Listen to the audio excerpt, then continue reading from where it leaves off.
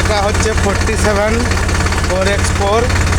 তো দেখতেই পাচ্ছেন সামনের চাকার মনে হয় বেয়ারিং হয়ে গেছে, পুরো জাম হয়ে গেছে। তো সকালবেলা নাগল করবো বলে বেরিয়ে পড়েছিলাম। এই যে রোটার লাগানোই আছে দেখতে পাচ্ছেন। আর রাস্তায় যেতে যেতে টোটাল হঠাৎ করতে কট করে আওয়াজ শুরু করছে, এবং শুরু হওয়ার পরে টোটালি সামনের চাকা গড়তে বন্ধ করে দিয়েছে।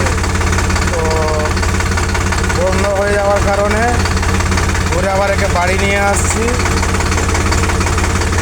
তো বাম পাশের চাকা দেখছি ঠিকঠাক মতোই গড়ছে, কিন্তু ডান পাশের চাকা টোটালটাই বন্ধ হয়ে গেছে। এবং এর যে ক্লাচ প্লেটের অবস্থা, এই সবে 3000 ঘন্টা মতো হলো। দেখতেই পাচ্ছেন যে মিটার 3344 ঘন্টা মতো হয়েছে। তো টোটালি এর আগলির চাকা করতে বন্ধ হয়ে গেছে, আর এর ক্লাচ প্লেটও পুরো শেষ হয়ে গেছে। তো তো তাই ভাবলাম যে আপনাদের মতামত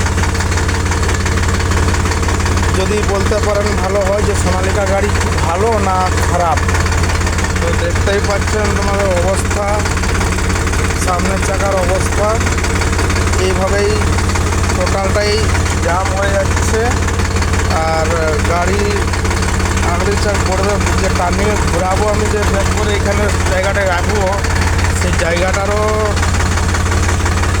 যে ঢুকাবো জায়গাটাতে, সে টোটালটাই ঘুরতেও চাইছে নিজে মনে মনে। মাঝে মাঝে এখন ঘুরছে, মাঝে মাঝে আবার জাম হয়ে যাচ্ছে। তো জানি নি কতটা কি এর ক্ষতি হবে।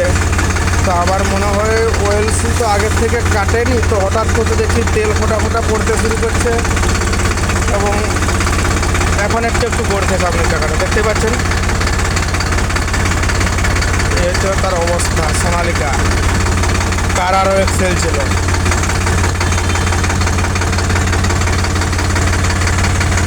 এই হচ্ছে অবস্থা আজকে। যাই হোক, নাগল করার 12টা বেজে গেল, আর চিন্তা করেও লাভ নাই আমার।